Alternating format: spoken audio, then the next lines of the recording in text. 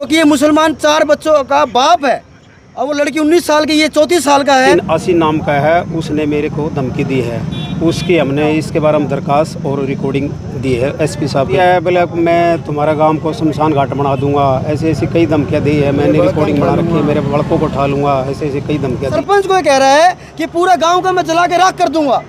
ऐसा क्या पावर हो गया, ऐसी क्या ताकतें इन सब के पीछे है, हम तो ये जानना चाह रहे हैं। नमस्कार, मैं हूं आपका दोस्त विनोद शर्मा और भिवानी जिले के ढाणी माऊ में एक लव जिहाद का किस्सा जो छुड़ा है, उसके बाद से लगातार सुर्खियां और हेडलाइन ऐसी चल रही हैं कि अब हिंदू मुस्लिम के ऊपर बात आ गई है। गांव में जो लड़का मुस्लिम समुदाय से था वो अब गांव के सरपंच को ही धमकियां देने लगा है और सरपंच जो है वो विरोध करता था, जैसे कि आप थोड़ी देर में बाइट में सुनेंगे। सरपंच साहब ने खुद कहा है कि वो उस लड़की की जो करतूत थी उसका विरोध करता था, इसलिए अब सरपंच को भी उसने धमकी देनी शुरू कर दी है। कुछ ऑडियो वायरल हो रहे हैं और अभी जो है धमकियों का सिलसिला इस तरीके से आगे बढ़ा कि पूरी ढाणी माहू की पंचायत को आगे आना पड़ा। और ये लड़का जो है इसके खिलाफ अभी एसपी साहब से मिले हैं। कुछ पुलिस वाले यहाँ पे फोर्स से लेकर काफ़ी ज़्यादा लोग यहाँ पर इकट्ठे थे। पुलिस वाले भी खुद यहाँ पे पुलिस फोर्स पहुँची है क्योंकि स्थिति को संभालना जरूरी होता है। और पूरी ढाणी माहू की पंचायत यहाँ पर पहुँची थी। फिलहाल आप सुन सकते हैं क्या कुछ मामला है पूरा। जो ये मैटर चल रहा है गाँव का, इस मामला में मिले हैं और इसका हम सलूशन करवाना चाहते हैं। और एक ये आज ताज़ा मेरे को हुसैन ने धमकी दी है। आसी नाम का है, उसने मेरे को धमकी दी है। उसकी हमने इसके बारे में दरखास्त और रिकॉर्डिंग दी है एसपी साहब के सामने। कैसे धमकी दी है? फ़ोन पे दिया है, ये क्या कहा? हाँ, फ़ोन पे दिया है, बोले मैं तुम्हारा गांव को शमशान घाट बना दूंगा, ऐसे ऐसी कई धमकियां दी है। मैंने रिकॉर्डिंग बना रखी है, मेरे लड़कों को उठा लूँगा, ऐसे ऐसी कई धमकियां दी हैं। तो इस मामले में हमने एसपी साहब से मिले हैं, उन्होंने कहा भी आपको इस पर हम कार्रवाई कर देंगे। तो सरपंच साहब कुछ पता चला हो जो आदमी तोड़ करने वाले लोग थे, कहाँ के थे, कितने लोग? नहीं, अभी उसकी हमें पूरी वो नहीं मिल रही। जो हो सकता है बाहर के भी आए हों या उसका इसने खुद भी लगाई हो। तो आपको धमकी देने की पीछे वजह क्या है? मेरी धमकी यही है, जो ये गाँव में है ना, जो ये खेलता है सट्टा खिलाता है, फाइनेंस का धंधा करता है। मैं जब से सरपंच बना हूँ उसके ऊपर कंट्रोल कर रहा हूँ। सारे गलत काम कर रहे हैं। जो गलत काम करता था मैं उसके ऊपर कंट्रोल कर रहा हूँ। उसके ऊपर इसलिए मेरे के ऊपर ये ज़्यादा सख्ताई बरत रही है। इससे पहले कोई गलत काम इसने कराया है? अभी हमें नहीं पता कहाँ है।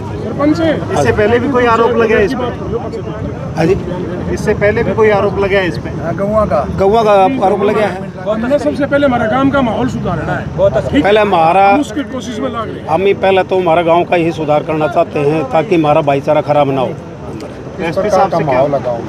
अभी सुख शांति है। हम एसपी से मिले हैं, कुछ टाइम लिया है, इसका हम भाईचारा में बैठ के इसका सलूशन निकालवाएंगे। मांग क्या की? एसपी साहब ने टाइम दे दिया, 2 से 3 दिन का टाइम दे दिया। अभी टाइम लो। आप लोगों की मुख्य मांग क्या थी? आज यहाँ आप मिलने आए थे, क्या आप लोग क्या चाह रहे हो? क्या सॉल्यूशन हम ये चाह रहे हैं, जो ठीक है इसके साथ जो गलत काम हुआ है, जो इस चीज़ में है इन्वेल है, उसको पकड़ो। हमें जो गलत नाम लिखा पकड़ रहे हैं उनको हम इसका सलूशन चाहते हैं। सर, वो 15-20 लोग आए बता रहे थे, तो क्या थोड़ी बहुत आइडेंटिफिकेशन तो भी कौन लोग हैं उस बारे में आपने पुलिस को मदद तो की होगी? मदद यही है, मैं उस टाइम प्रेजेंट नहीं था। और लोग गाँव के सारे लोग? कोई भी है ना, मैंने सारे से कन्फर्म पता कराया। उस टाइम मैं गया भी, मेरे को पुलिस वालों ने फ़ोन किया था।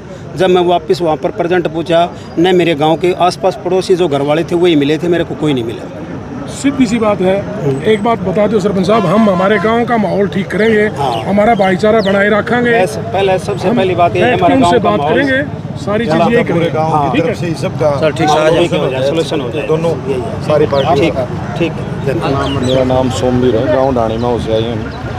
हमारा तो एक ही वो है, अपील है पूरे गांव की तरफ से भी, पूरे गांव से और पीड़ित परिवार से भी, और जिन लोगों पे एफआईआर दर्ज हुई है उन सबका कॉम्प्रोमाइज़ करने के वो हो रहे हैं भाई। सबका एक साथ,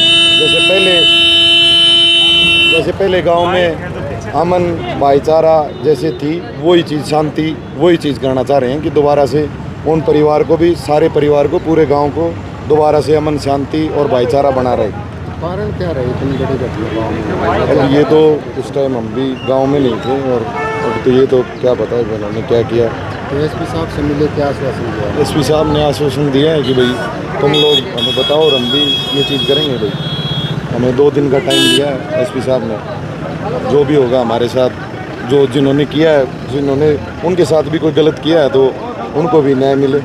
देखिए हुसैन है जिस पर आरोप लगे जिसका घर के किस प्रकार का व्यवहार उनका है, क्या काम करते हैं? देखिए ये तो पूरे गांव को सबको ही पता है, आप लोगों को ही पता है, इस बारे में तो मैं कुछ ज़्यादा कुछ नहीं करते हुए।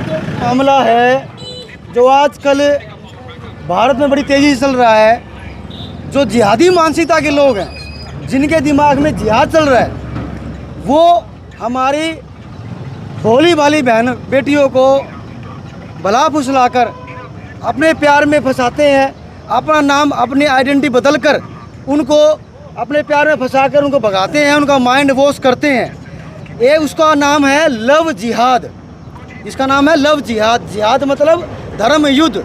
ये धर्म युद्ध चल रहा है, उसी के तहत ढाणी माऊ का ये लड़का राजगढ़ की लड़की को, ढाणी माऊ का जो मुस्लिम युवक है राजगढ़ की हिंदू लड़की को, जो कि ये मुसलमान 4 बच्चों का बाप है, अब वो लड़की 19 साल की, ये 34 साल का है।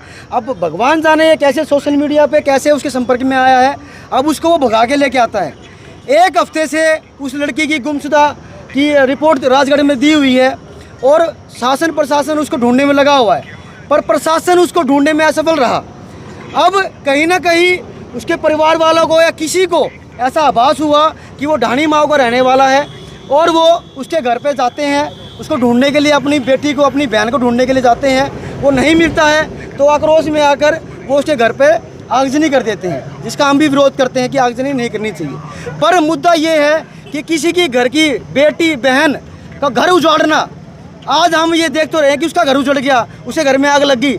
हम उस परिवार को भी देखें जिस परिवार की वो लड़की को लेके गया है, अब उस परिवार का दुख भी क्या है। एसपी साहब से जो बातचीत हुई, थोड़ा उस विषय में जानना भी क्या एसपी साहब से ये बात हुई है, हमारी मांग ये थी, बिंदु जानना चाहिए। ये बिंदु यही है, उस कल की घटना के बाद प्रशासन द्वारा गांव के निर्दोष व्यक्तियों को उठा लिया गया, जिनका उस मामले में कोई हाथ नहीं था।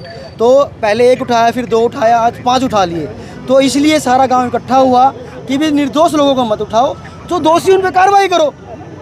पूरे गांव में जो एक माहौल क्रिएट बन गया है, वो छावनी बन गई है।